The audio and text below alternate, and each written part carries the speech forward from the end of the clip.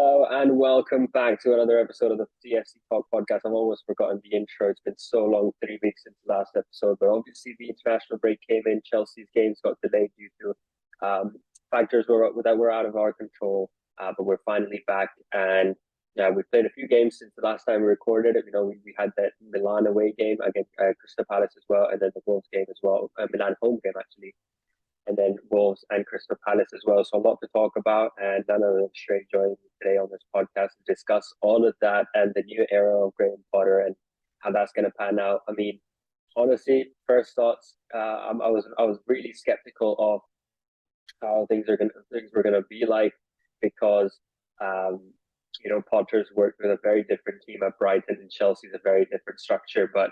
One goal conceded in the last 3 games, 2 goals in the last 4 games, 2 clean sheets, Kepa coming back in goal, 3-0 wins against Milan and Wolves at home. A lot of positives to take. Shrey, welcome to the podcast. And if we can have your quick thoughts on Graham Potter so far, just before we dive into the games and the next one coming up as well. I think for me, first of all, Soma, thank you to have me on. It's an absolute pleasure.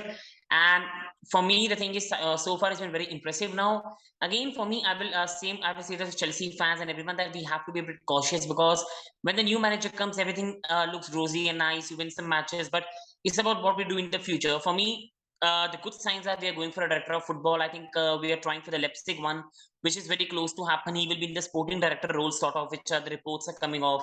And we are also trying for Michael Edwards, who wants to take a sabbatical. So let's see if we can get that. That is the most important thing, because I do want to see the culture at Chelsea change now. A manager stay here for 4 or 5 years, build a legacy, like you've seen with Liverpool, City, like the structure they've got. We need a legacy now with a manager. The signs are good. We are playing some good football. Especially when I saw the lineup, I thought, oh my God, no Thiago Silva, no Reece James, no Ben Chilwell, no Mateo Kovacic. There was no Pierre-Emerick Aubameyang in Sterling, and I thought, oh my God, we just don't drop points today. But the way they played, it never looked like we played a second string lineup, and that was a fantastic performance. The football against Milan and Wolves have been so good. But again, the thing I will say is this is not to throw any spanner, because it's been a beautiful time, and I'm loving what Potter is doing, and he's a great coach. But Milan are without their 7 to 8 important players, so we need to remember that it was a very understrength Milan side. But yes, we did our job very well. Wolves again are a side without a manager. I think I will get more confident into the new manager. For me, brother, and all the people watching, I will only get confident when we beat even more quality oppositions. That's where I will say now it's looking like what we are doing, because I think we are playing Milan this week. Again, I think they will be without their main players. And I think after that, I'm not sure which is the next Premier League fixture, but I do know that before the international break, the World Cup break, you call it whatsoever, Chelsea will be playing Arsenal and Manchester City. That is where I want to see what it is made up of. Can we take 3 or 4 points out of Arsenal, Manchester City? Will the performance be good? I really want to beat this Arsenal side badly. I really want to beat Manchester City. I want Silva to lock Haaland absolutely in a cage and don't allow him to score. So that's where, for me, brother, I will say a real improvement has been made. But so far, I will say I've been very happy, but we need to be a bit skeptical, in my opinion. Yeah, no, I think even before the Arsenal and Man City game, the Man United game coming up, Chelsea are known to be a team who likes to gift points. So, Man United struggling in form. I think Chelsea might come in and help them out. But no, there's a lot that's going to happen right before we even head into the World Cup, and that begins. And that's another story that we're gonna cover on the channel. But just echoing what you said, yeah, Milan are out of their key players, but again, Reece James' performance against Milan was a standout for me.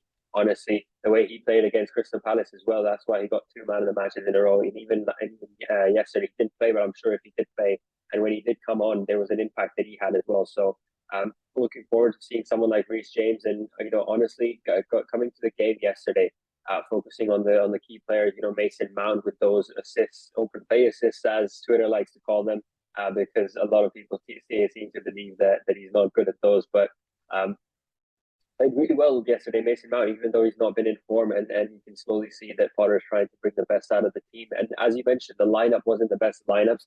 When you see Pulisic there, Havertz there, who are players who haven't been in form, you kind of do get scared.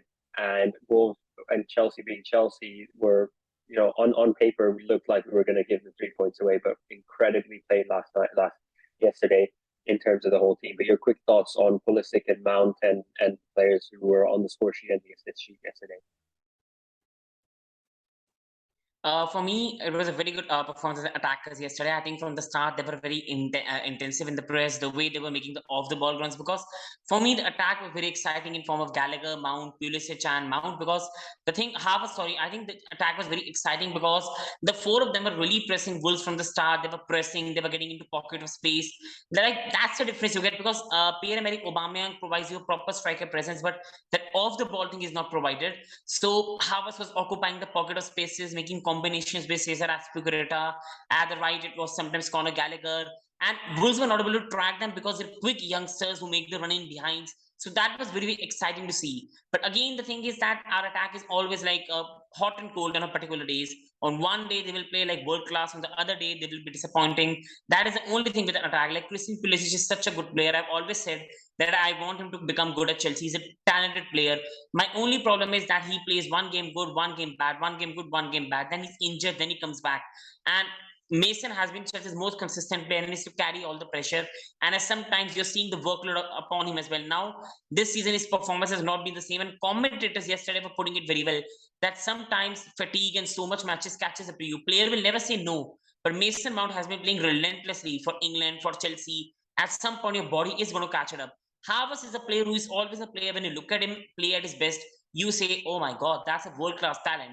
But when you look at him regularly, you say, this guy, is he really going to become something? And I'm in two words with Havertz. On one hand, I will never drop my stocks on Havertz. He's a very talented kid. And if we let him go, we could make a mistake like we did with Tamoris, your Kevin De Bruyne, your Salahs, because this guy is very good for me, brother. He's a very, very good player. But again, at Chelsea, even if the age is very, very young, in 2 years, he's never been consistent. Last year, everybody remembers he went on a great run from January to March in that ownership problem, scoring goals, and then he went cold for 2 months, did nothing. That's where Havertz has to improve. While Gallagher is just coming and showing some great performance, and I think I love Thomas Tuchel, but he was never a pivot player. Now he's playing in a position that he should. And only thing with me, brother, is I was very happy with the performance. For me, it's just about being consistent, and that's where I think this attack will do well. So far, I'm enjoying the competition. Now, Aubameyang, I think we are forgetting about Broha. Aubameyang has to look at his place because Broha is playing so well. You got Sterling, you got Pulisic, you got Mount. So for me, brother, I'm very excited, and I will love your opinion as well. That do we need more patience with these young players on the main attack, or do we need quickly? Because Chelsea are also going for Levan and Kuku. So if they are coming, then space will have to also be made. So I think Aubameyang wasn't always going to be the long-term solution, as you mentioned. Broya is someone who's going to be at the club for a long time, and that's why we've given him another 6 years on the contract. And Potter coming in, we haven't seen Tuchel use him as much. You know, we've seen Tuchel stick with Havertz, and as you mentioned, Havertz hasn't been one of the most consistent players for Chelsea. But it's nice to see him score that goal yesterday.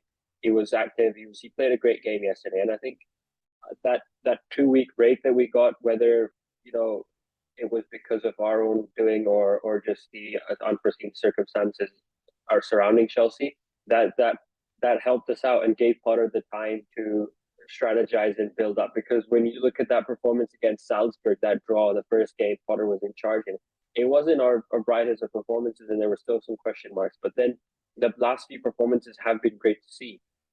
Even Crystal Palace I think we came back against Crystal Palace, if I'm not wrong. So it's a side of Chelsea that we didn't see under Thomas Tuchel, taking no credit away from what he's done at the club and what he deserves to be at the club. But now that we've moved on from Tuchel to Potter, it's now time to like back him and be happy with what he does and how we perform. So honestly, with me, Mason Mount, seeing him yesterday, 2 assists and the passes that he was making, trying to create those chances, was incredible.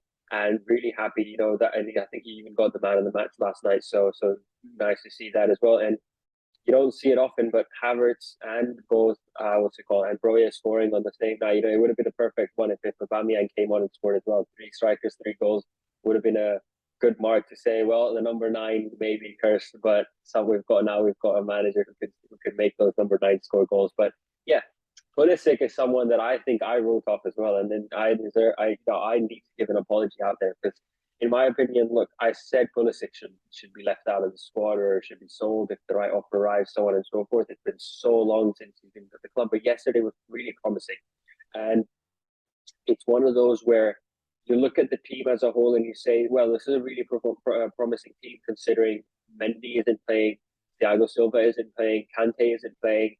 all of our main players aren't playing. We don't have Sterling on the pitch as well, who's been incredible this whole season for us. So when your backup team or your second team puts up a performance like this, you do really get excited, because then you kind of have this idea where you have replacements for the main team, or you have a squad that you can rotate, and that's what Potter's trying to do.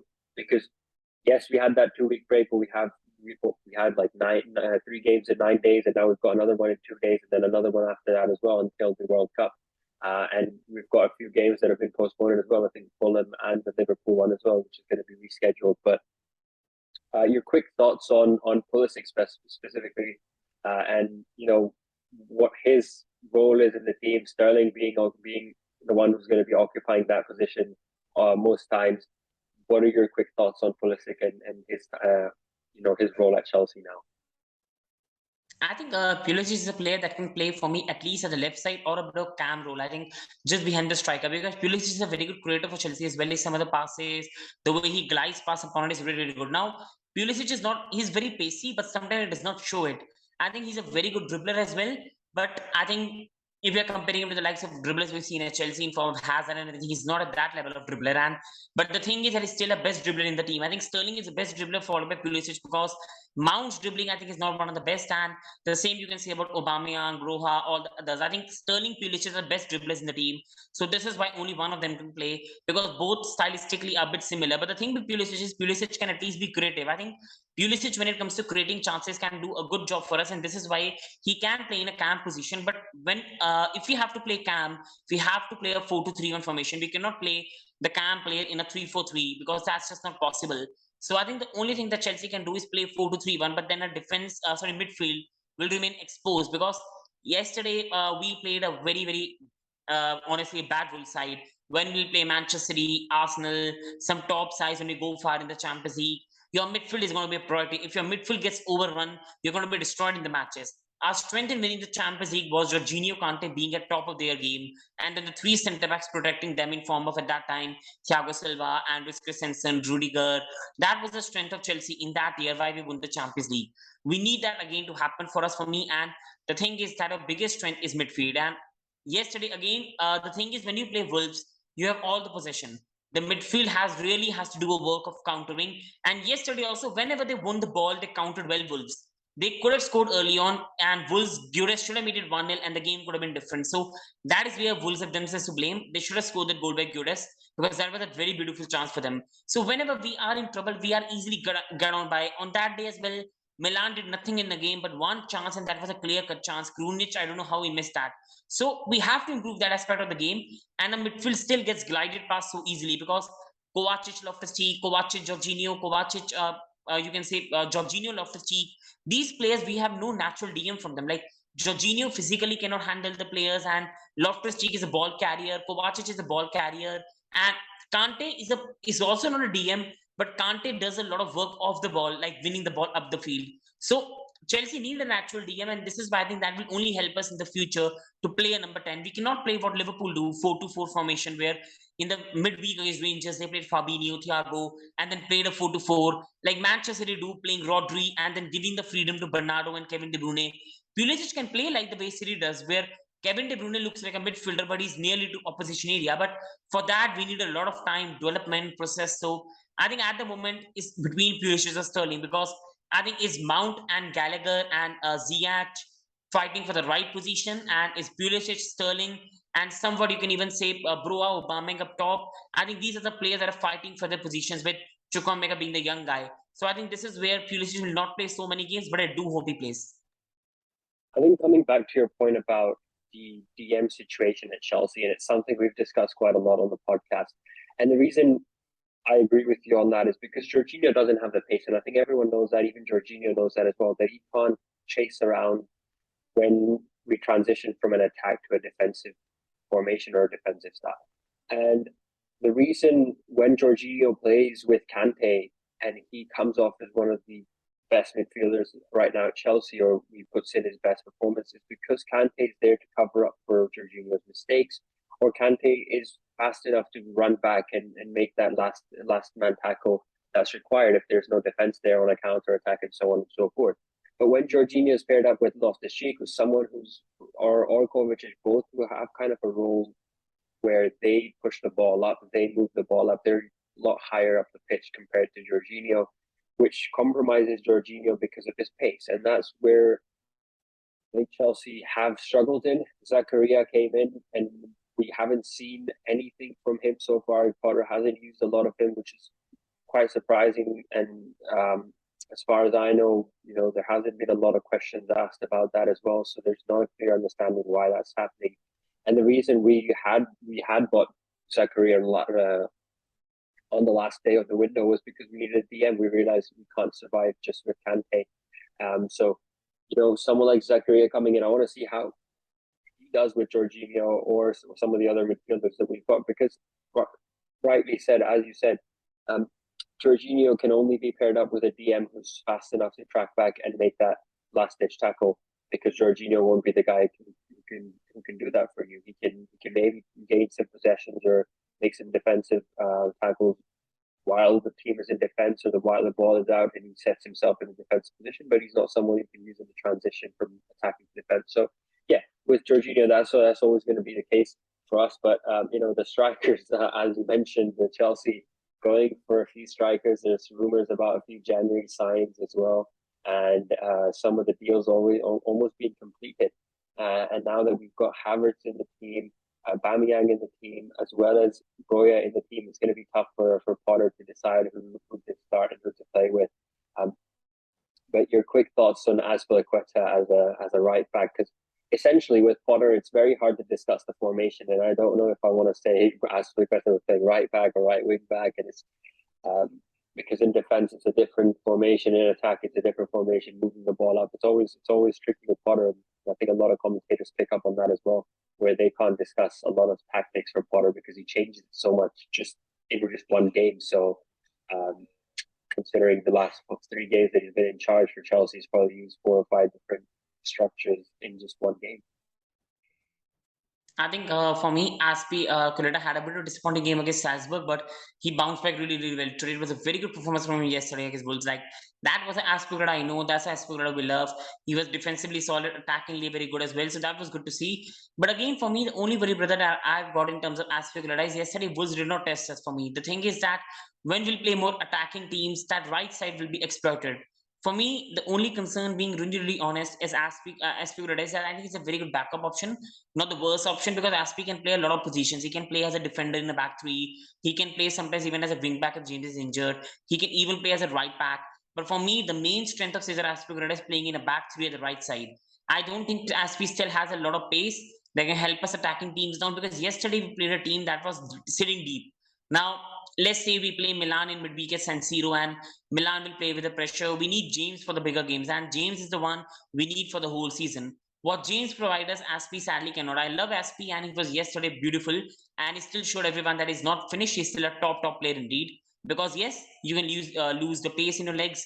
Yes, you can lose sometimes a bit of that main energy you need for a defender. But what you can't lose, and you will never lose, is the concentration, the focus, and the right positioning. Azpilicueta is one of the best defensive right back you've seen in the last some years. His positioning, his effort. He's not a very fancy, charismatic right back. He's a player that nobody rates in the way he came for 6 million, but he's been one of the most effective defender in the world. And if right now you ask me, and Shrey, you're going to make a footballing team, who is going to be the best defender you have, I'll always say Cesar Azpilicueta. He can handle the big guys, he can handle the short guys. Because the thing with Cesar is his defensive knowledge, his interception is beyond this. Like, he's so good in that aspect. So this is why I'll always love Cesar Azpilicueta, and he's still very useful aspect for Chelsea. But my only concern, brother, is that as much as he played well, you cannot be relying on him for the whole game of the season, because that's going to be disastrous. He's still slow. He's still got the age as a side. He's still a player that will be easily done. But let's say if, for me, Wolves manager also made a bit of disaster, like they had no manager, I think they could have put Adam Traore on Azpi. That could have been a much bigger test, because Cucurella at that side was already partnered by, for me, there was, I think Koulibaly was there at the Cucurella side, so he was protecting him. And you also had, I think at the left side, was it Pulisic and Loftus-Cheek coming back. But I think Azpilicueta against Red Bull Salzburg has done a lot of times the counter against, I think, Southampton, I believe, where Azpilicueta lost the game. Like, he was outdone by the Southampton players in that game as well for the goal. I think people will remember the second goal. Cesar Azpilicueta was off position for that as well. So I love Cesar and I'll always love Cesar, the Capitano, but he's not a starter for Chelsea right now. If you really want to win trophies, he has to be a backup. I think with Azpilicueta, and the reason there's a lot of discussion about why he plays and not Reece James is because obviously Reece James is one of the best right back, if not the best right back right now in the Premier League for England as well. All you Liverpool fans or all of you guys who are Trent Alexander-Arnold fans can live in your fantasy world and keep on saying that he's the best, look at that free kick. I don't know, he's not. He conceded so many goals this season that he shouldn't have. The amount of times, that Champions League final against Real Madrid, but Reece James is by far one of the best ones out there. So when you've got someone like him, it's tough to have a backup for him. It's tough to, and yes, Azpilicueta has done that, has been that guy at right wing back for Chelsea, but it's the pace that has dropped. Now you can't expect Azpi, just like Jorginho, to run up the pitch, put in a cross, and then run all the way back and be ready to defend.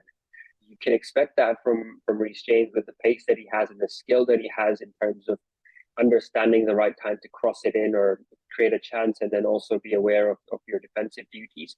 But with Azpilicueta, you can at Chelsea, I still believe you can use him as a defensive role. Like if we're playing a back four, and I know Potter likes to keep changing, but when you've got to rotate the squad, when you need someone a back four to just sit back and just play it out, then someone like Azpi is absolutely perfect because he makes almost no errors in defense. I've never seen Azpi mess up a tackle or cause any issues in terms of defensively. Maybe attackingly, yes, Reece James is a better person, but if you've got some other creators in the team, maybe use them, rotate the squad around. So Azpi's still going to be a key part, irrespective of what people on Twitter think about his pace or his lack of ability to run up and down the pitch and create those chances. But realistically, it is going to be important, especially in a season like this where now we know Fofana is going to be injured for another month. So this is, I think, why you were rotating with Thiago, giving Thiago Silva the bit of a break that he deserves before Milan midweek as well coming up. So Fofana is going to be a big hit. Your quick thoughts on that? And because, in my opinion, he's someone that I was looking forward to seeing the season where he's going to be out for a month, and by the time he comes back into the team, playing regular full-time football as a defender would be a month and a half, maybe 2 months. For me, Milan game is really important because it's a chance for us to put the group to the bed, because last week victory was a big one for us, because right now, if I remember the table, Salzburg sit first at 5 points, Chelsea second with 4, Milan third with 4, and Dinamo Zagreb at 3 points. Now the thing is, we know in the Champions League, there are aggregate counts more. Like if we and AC Milan are tied in the end, then we'll finish above them because the aggregate score, because we've won the first leg 3-0. And if Milan cannot equal that, then we will be qualifying over them. That's the rule of the Champions League. Now, for me, what I do see is I think Dinamo Zagreb will beat Salzburg because that's a home fixture for them. For me, the thing I will also say is because AC Milan have to go to Dinamo away, and AC Milan a lot of injuries, I won't be surprised Dinamo also beat AC Milan. For me, the thing is we have got after this Milan fixture 2 very important matches against Dinamo, which is I think at home, and Salzburg, which is away. Now, on one hand, this should be easy 2 fixtures. We should be getting 6 points, but Chelsea will look, Dinamo Zagreb look like prime Barcelona, Salzburg look like prime Real Madrid, and AC Milan look like prime Wolves. That's what Chelsea are. We make top teams look like the worst team in the world, and the teams at bottom look like the best in the world. That's what Chelsea have been for a long time. Points from the rich, but giving it to poor. That's our philosophy. That's a very good philosophy, by the way, for Chelsea. We are so kind, and that's where Chelsea have been making error after error. And because Salzburg, Dinamo are going to sit deep, and Dinamo in the first leg also, but defensively very solid. So I'm a bit skeptical because I think this match will end the group. Like if we beat Milan, that's where the group has ended. So we'll go 3 points above Milan. For me, worst to worst scenario, we'll take at least 4 points for Salzburg Dinamo, and I think that will be done and dusted. Also, I think people who will be watching, and Mohammad Salocha brother as well, I think we need to be very honest. We cannot finish second in the group. We just cannot finish second in the group. We were so lucky last year that we got Lille. We all celebrated, but we have to be really honest. Bayern Munich are right now sitting first in the group. I don't want to be facing Bayern Munich in the round of 16 just after the World Cup. It will be an absolute disaster. I'm confident, but I don't want to play Bayern Munich first. Paris Saint-Germain are looking a much better team under the new manager. I don't want to be playing them first. You've also got in the other groups as well Real Madrid. I don't want to be playing a midfield of Chunemi, Valverde, and Kamavinga. They've also got Modric playing in the round of 16. This is why I think I want to finish first in the group, because that gives us an easier chance to go through. So this is why finishing first is the utmost priority, and beating Milan in this leg will guarantee that. Now, for me, I will say one thing: if we even get a draw in this game, I do think we'll be through in this group, and I think that will be done and dusted. And San Siro will be a hard place. So draw won't be the end result, and draw won't be the worst. But the only problem I will say is if Dinamo lose to Salzburg, Salzburg will go to 8 points. That is where it could come to trouble. That's if Salzburg beat Dinamo, I think Salzburg are going through. And if you lose to Milan, we might just be out of the group. So we need to get something out of Milan, a draw or a win, and I think we'll be through for this group. But for me, why winning this game is important for me, brother, is you pointed out very well. We have so many matches coming up. Really, do we want to play a full strength lineup against Salzburg Dinamo when we will have Arsenal, Manchester in the Premier League, and Manchester in the Carabao Cup? So we will be playing Manchester United, Manchester City, Arsenal. These are 4 fixtures we'll play before the World Cup. Do I really want to play full strength lineup against Salzburg and then play least lineup against you can say against Salzburg or Manchester City, Arsenal? Do you really want Reece James to play every game before the World Cup and then get injured? No.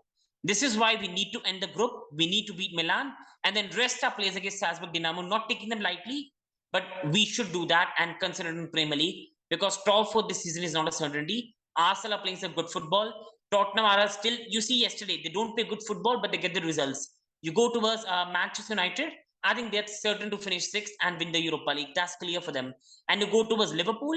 Liverpool still have the heritage of winning 10, 11 games in a row. We need to get an act in the Premier League, and this is why we need to beat Milan for me, brother. We have to beat Milan. Yeah, you're right about squad rotation. That's something that's going to be really key for us. And we're seeing injuries pop up, and we just need to be very careful with how we do it. And Milan's a very tough game. Yes, we can.